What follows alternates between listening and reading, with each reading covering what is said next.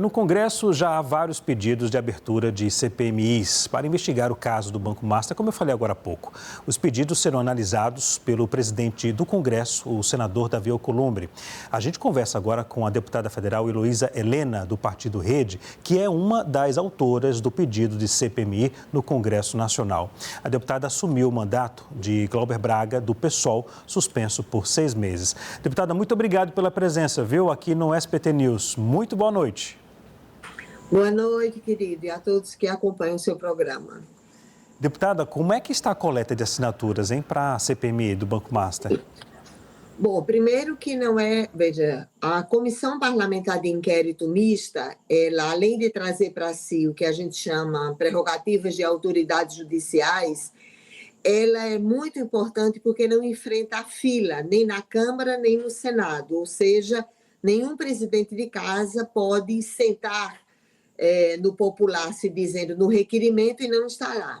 A Comissão Parlamentar Mista, ela tem esse mecanismo, essa modalidade de atuação, que é muito importante. No Senado, tanto eu como a Fernanda Melchiona, a deputada valente, que me dá a honra de me acompanhar nessa tomada de requerimento, no Senado, nós já conseguimos todas as assinaturas que eram necessárias. Na verdade, nós precisávamos de 27, conseguimos 31 assinaturas e estamos trabalhando muito na Câmara Federal para que a gente consiga as assinaturas.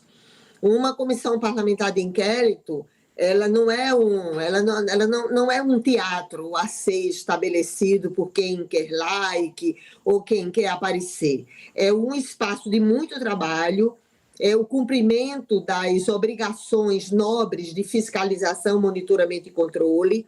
Infelizmente, outras comissões, elas não trazem essa prerrogativa de autoridade judicial, portanto, ela não consegue fazer o que uma comissão parlamentar pode fazer.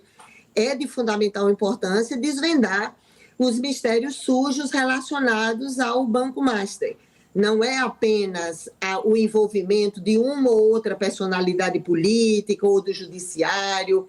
Existem mecanismos claros de lavagem de dinheiro do narcotráfico, problemas gravíssimos com utilização dos fundos de pensão. Só aqui no Rio de Janeiro são mais de 230 mil aposentados e pensionistas que estão sendo lesados diretamente nos seus futuros em função da modalidade junto com o Banco Master, e várias outras coisas que são extremamente graves. E eu fico realmente profundamente até triste e surpresa da dificuldade tão grande que nós estamos tendo, porque às vezes personalidades políticas se esculhambam no processo eleitoral, se engalfiam no processo eleitoral, e quando chega a hora de assinar uma comissão parlamentar de inquérito para desvendar os mistérios sujos, estabelece verdadeiras muralhas para impedir os procedimentos investigatórios. Então, é um procedimento investigatório muito sério, é muito trabalhoso, significa não apenas o estado do Rio de Janeiro, mas são vários outros estados, várias outras cidades que estabeleceram os mesmos mecanismos de crimes contra a administração pública, e é de fundamental importância que a gente consiga instalar essa CPI mista. Tem sido um trabalho muito grande conseguir as assinaturas, mas nós estamos trabalhando todos os dias, a Fernanda Melchiona e eu, no sentido de que a gente possa realmente cumprir a nossa obrigação constitucional, que é de fiscalização, monitoramento e controle, e como dizemos no interior, quem for podre que se quebre. Acho muito estranho as muralhas que estão sendo estabelecidas, os mecanismos, as modalidades, as mais diversas, para impedir a abertura de um procedimento investigatório que apenas significa cumprir com a nossa obrigação constitucional e defender o interesse público, porque nesse caso específico é o interesse público, sim. Deputada, a gente pode dizer que pelo menos nesse assunto do Banco Master, a direita e a esquerda estão em sintonia? É uma tristeza isso, viu? Realmente é uma tristeza, porque quando eu vejo, para mim, que eu sou uma militante, me reivindico, da chamada esquerda socialista, e me sinto profundamente triste com o comportamento desprezível de algumas personalidades políticas, porque para nós é tão fácil, né, falar mal da direita, carcomida, cínica, que faz tem determinados comportamentos, mas qual a justificativa de pessoas que se reivindicam de esquerda, que não querem investigar um banco, não querem investigar a lavagem de dinheiro do narcotráfico, não querem investigar crimes contra a administração pública, tráfico de influência, intermediação de interesse privado, exploração de prestígio, corrupção passiva e ativa. Como é que a gente pode deixar que questões tão graves, né, indícios relevantes, denúncias feitas não apenas pelo jornalismo investigativo, mas indícios relevantes de crimes contra a administração pública e vários outros, e a gente não querer investigar? Realmente é impressionante como o consórcio do acobertamento das mais diversas ideologias em relação a esse Banco Master. Cada vez mais, e eu digo sempre, não é uma CPI para investigar uma ou outra pessoa. Quem é inocente sai da CPI, faz um busto de bronze para garantir a sua inocência. Agora, quem não é, tem que ocupar o lugar da história que realmente, né, dos crimes que tenham cometido. Então, não pode, com tantas coisas que saem nos meios de comunicação, se tudo isso é mentira, que está saindo nos meios de comunicação, se é mentira, é tão grave o que está acontecendo, que quanto mais as pessoas acobertam, mais elas põem a carapuça em relação ao que realmente está acontecendo. Então, esse consórcio de diversas ideologias para acobertar o Banco Master realmente só transforma, só nos dá mais suspeição e a nossa obrigação é ainda maior da abertura desse procedimento investigatório.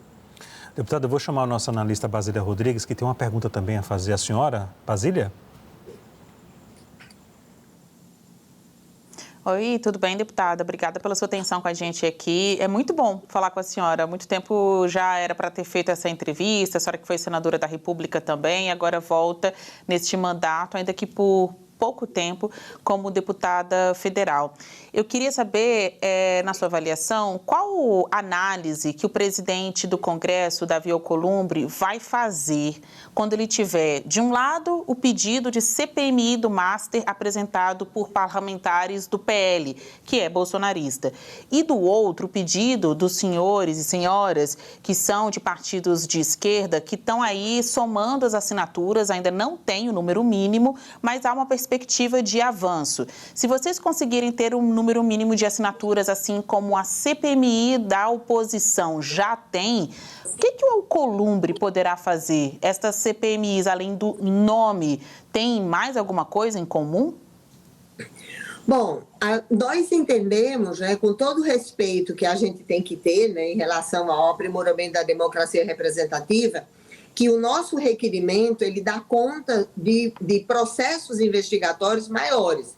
Mas se quem tiver as assinaturas, você tem razão, quem tiver as assinaturas é que vai ver a sua comissão parlamentar instalada.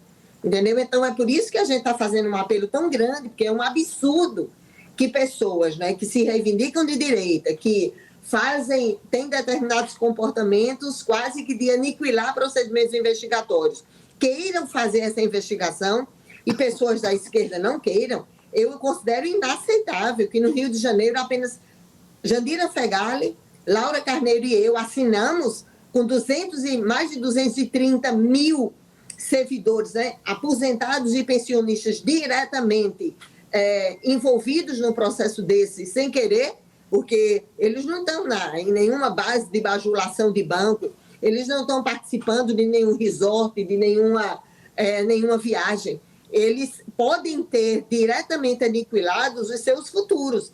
Então, eu considero assim, um absurdo, sinceramente, eu considero um absurdo que determinados setores que a gente condena tanto, enfrenta tanto, faz tantas críticas, consiga as assinaturas mostrando que querem abrir um procedimento investigatório e a gente que se diz de esquerda não faz, Eu considero inaceitável que não tenham as assinaturas que são adequadas, porque se a gente não tivesse as assinaturas com um número, mas que as pessoas de esquerda estivessem assinando, claro que tem pessoas que estão assinando, mas é um número pequeno. Na Câmara de Deputados é um número pequeno. Então, porque infelizmente, a CPI só na Câmara ou a CPI só no Senado, ela depende, como vocês sabem, de uma fila, né? Se tiver uma fila, se tiver dois outros requerimentos de CPI, mesmo que existam só para lá estar, para obstaculizar qualquer outro procedimento a ser aberto, né? Mas ela não vai poder ser instalada. A única que instala de imediato, infelizmente, né, é a Comissão Parlamentar Mista, que é isso que a gente está fazendo, a Fernanda Melchione e eu. Então, nós estamos trabalhando muito, a gente sempre faz um apelo às pessoas, né, porque cada vez que os parlamentares que se reivindicam de esquerda, progressistas ou do campo democrático popular, se ausentam de assinar uma comissão parlamentar que tem instalação imediata, é quase que como se fosse declarando suspeito pessoas do nosso próprio campo. E isso realmente é inaceitável. Então, ele teria que instalar, porque ele teria que instalar. Eu sei que a indicação, né, os percentuais de indicação dependem dos partidos, né, ou das federações, mas ele teria que instalar uma, né, incluindo os dois requerimentos, se nós tivermos as assinaturas que são necessárias. Senão, será instalada apenas a outra. E com todo o respeito que a gente tem que ter, porque as pessoas que lá estão, eu posso considerar alguém desprezível, mas as pessoas foram eleitas, né? Então, a gente vai ter a obrigação de fazer as indicações, né, para que possamos participar também dessas comissões. Mas a gente está trabalhando muito no sentido de que a gente, né, possa convencer os parlamentares, especialmente os que se reivindicam do campo progressista, mas a gente não é possível isso. Nós passamos toda a vida, né, condenando determinados mecanismos de promiscuidade entre os poderes, de promiscuidade na máquina pública, dos mais diversos crimes contra a administração pública. E agora, no momento que a gente tem a chance de investigar, alguém do campo progressista, alguém de esquerda, se nega a investigar um banco, se nega a investigar crimes que foram patrocinados contra fundos de pensão, aposentados e pensionistas, não apenas no Rio de Janeiro, mas em vários outros estados, em várias outras cidades, lavagem do dinheiro sujo do narcotráfico, e a gente vai achar isso agora normal, realmente é muito duro. Então, eu espero que a gente tenha as assinaturas, e aí terá que se incorporar os dois requerimentos, né? Os dois procedimentos estabelecidos nos dois requerimentos e a proporcionalidade, que é a proporcionalidade regimental dos partidos ou federações. Agora, deputado, o porquê dessa resistência por parte de alguns parlamentares da esquerda? Pensa que eu sei, eu já me irritei tanto com isso, sabe? Porque tem certas coisas, você sabe que eu estou, né, mais de 18 anos fora do Congresso Nacional, entrei numa circunstância terrível, né? Porque foi a suspensão do mandato do Glauber, porque ele estava investigando orçamento secreto. Uhum. No primeiro dia que eu chego lá, já se tem um acordo entre governo e oposição para introduzir um artigo que ressuscitava orçamento secreto, emendas não executadas de 2011 a 2022. A gente teve que fazer uma ação no Supremo, ainda bem que o Flávio Dino acolheu a ação. Depois, 2 dias depois, já entra numa votação de orçamento, onde, num conluio entre governo e, entre aspas, oposição, se estabelece, se retira mais de 6 bilhões da Previdência Pública, BPC suspenso, fila do INSS, dinheiro sendo retirado da universidade, da educação, da saúde, da segurança pública, para encher a pança das emendas parlamentares, e a gente tem que votar isso. Eu não, né, porque eu votei contra, mas poucas pessoas votaram. E depois ainda tem essa questão de não querer a abertura de um procedimento investigatório. Por quê? Tem medo de quê? Porque se não os tentáculos, né, da podridão do Banco Master não chegaram perto de nenhum de nós, por que é que nós vamos ter medo de abrir o procedimento investigatório? Por quê? Então, eu espero que as pessoas realmente acordem, né? Ou diminuam o medo ou preocupação, o que quer que seja, no sentido de que a gente abra esse procedimento investigatório. Cada vez que alguém não quer fazê-lo, é quase como se estivesse a admitir que a abertura de um procedimento desse pode tocar pessoas do palácio com o qual você tem identidade.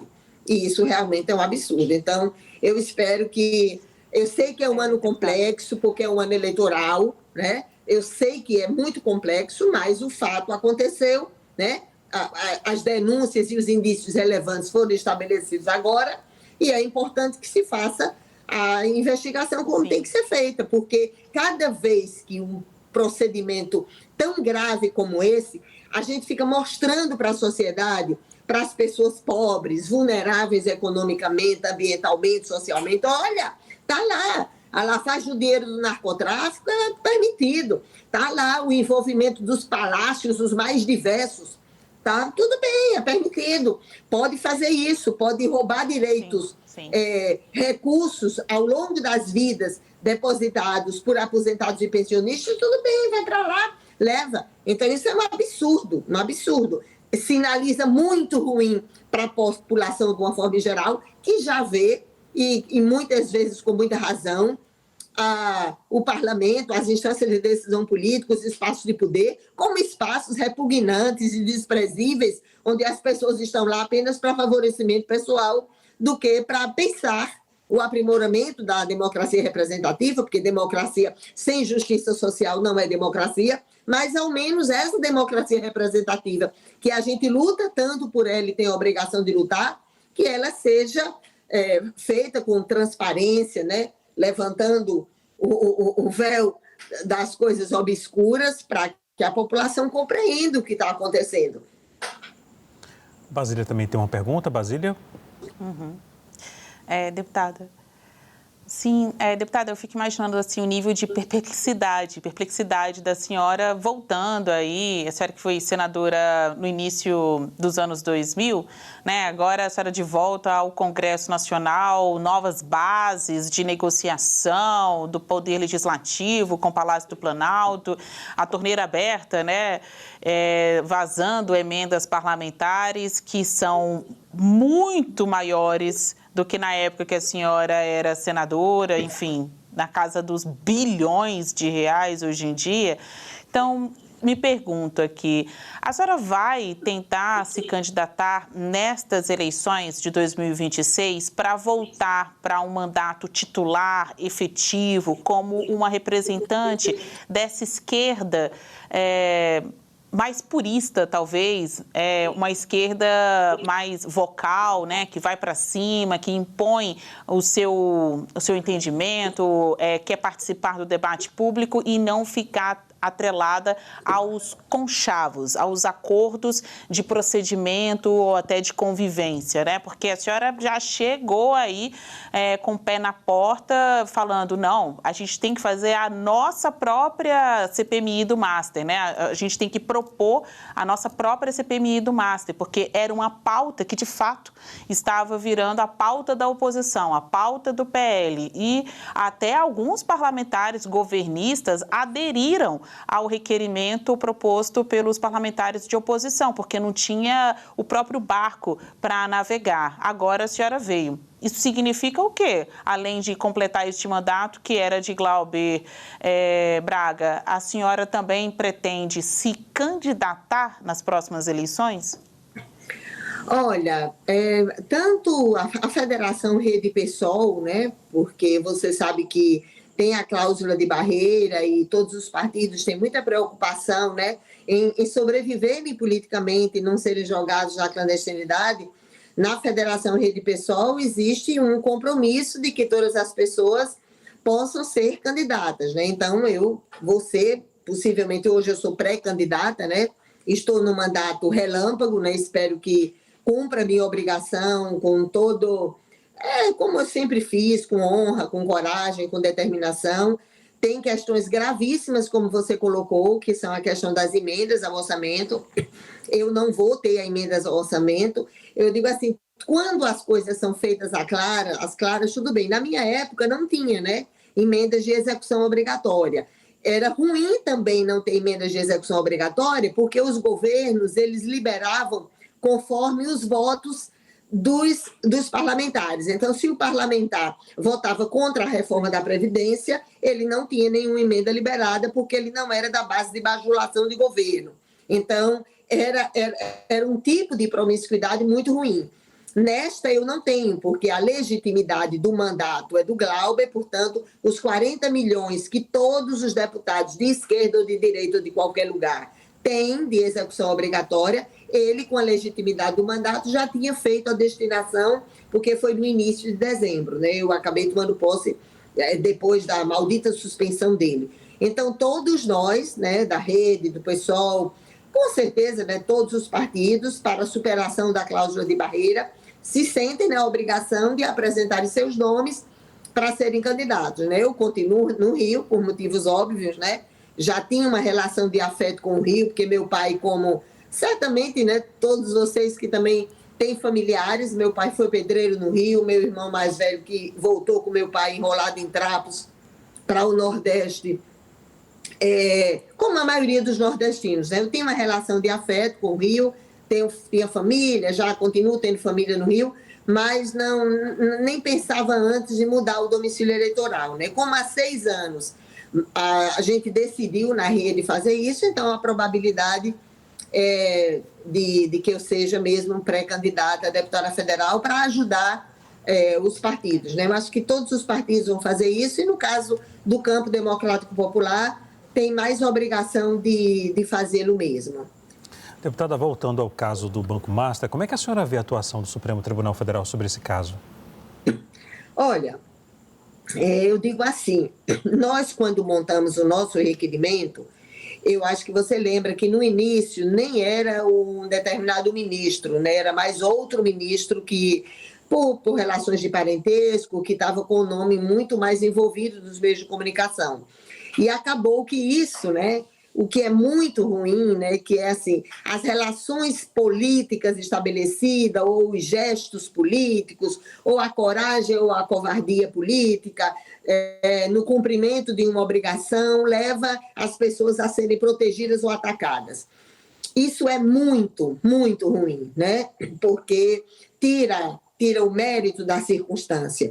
E o que nós fizemos um requerimento, né?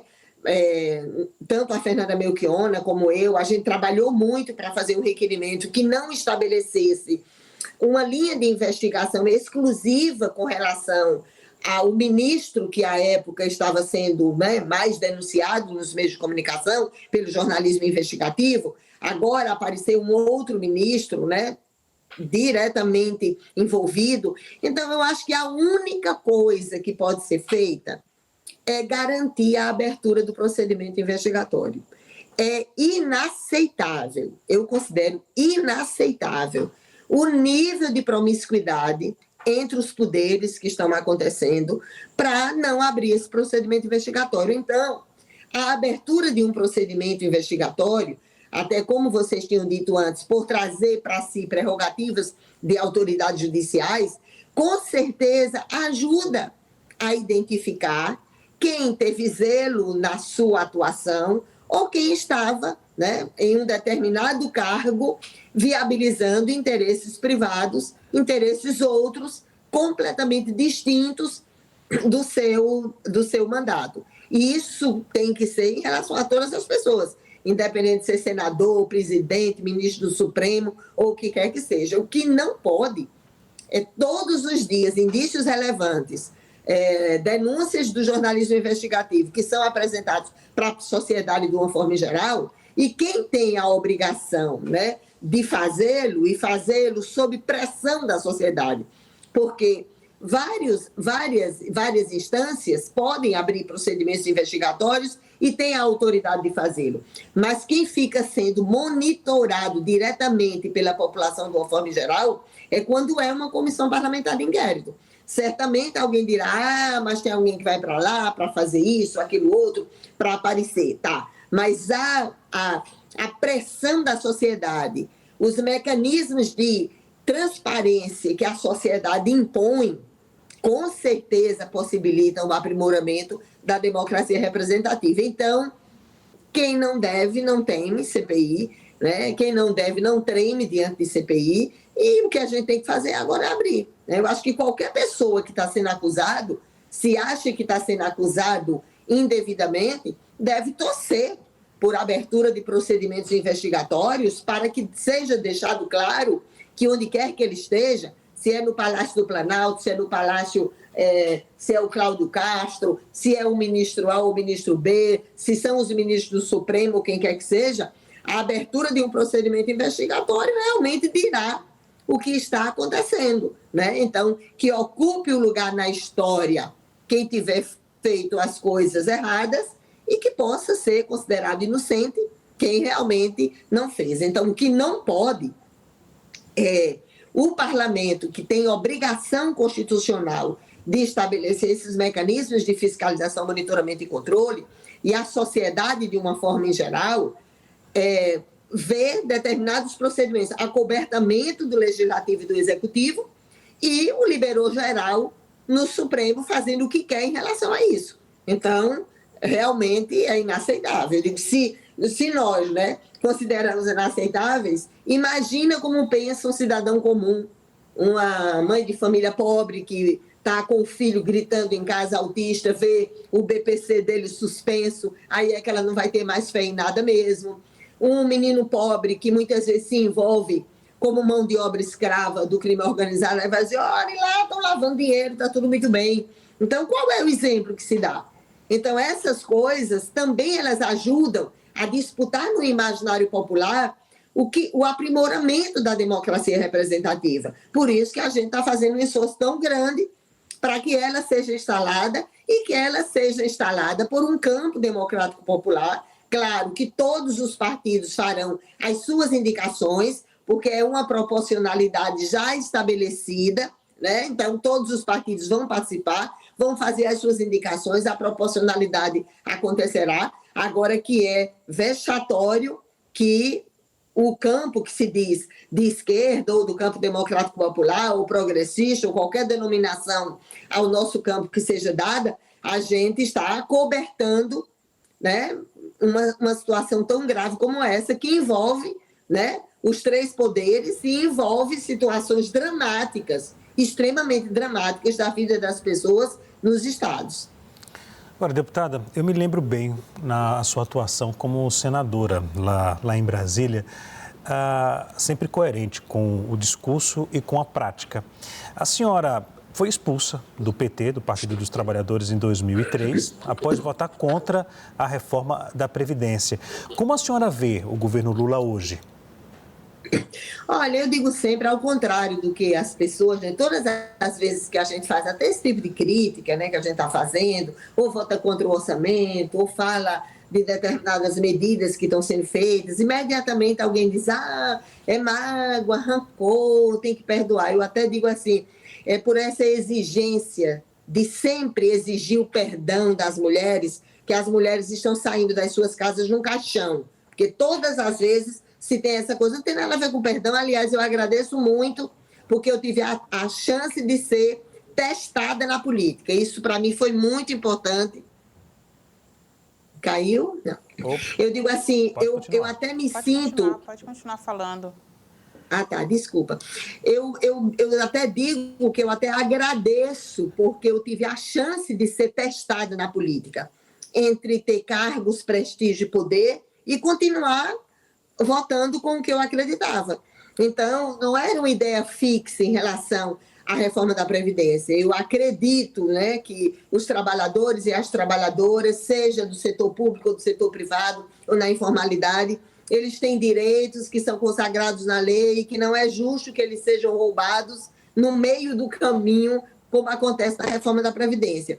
Eu sei o que eu passei em relação a isso, né, porque eu vi inclusive que o presidente Lula se associando com Arthur Lira, com o pai do Arthur Lira, né, com tanta gente da direita no estado de Alagoas, que era para me derrotar, mas eu acho que isso faz parte, não é verdade? Faz parte. Por uma circunstância do tempo, eu acabei voltando, né, pelo Rio de Janeiro, numa situação terrível para o Glauber, mas daqui a pouquinho ele vai voltar e eu vou cumprir esse mandato relâmpago com a coerência que é a minha obrigação de fazê-lo. Então, quem gosta de mim vai continuar me respeitando, quem me odeia, espero que me odeie ainda mais e que eu dê motivos pela coerência, pela honra, pela coragem, por defender o que eu acredito nesse mandato relâmpago. Ok. Deputada, muito obrigado, viu, mais uma vez pela disponibilidade ao falar com a gente aqui do SBT News. Espaço sempre aberto. Muito obrigado e até a próxima. Muito obrigada, viu? Muito obrigada a vocês pela generosidade democrática. Obrigada. Se desculpa aí com o Beto, porque o da técnica, porque ontem a gente tentou entrar, mas realmente não conseguimos. Eu estou no interior trabalhando muito nos projetos que a gente vai apresentar. E realmente não consegui, mas um abraço muito grande para vocês e para todos que acompanham o programa. Muito obrigada. A gente que agradece. Deu certo. Obrigado, viu? Grande abraço.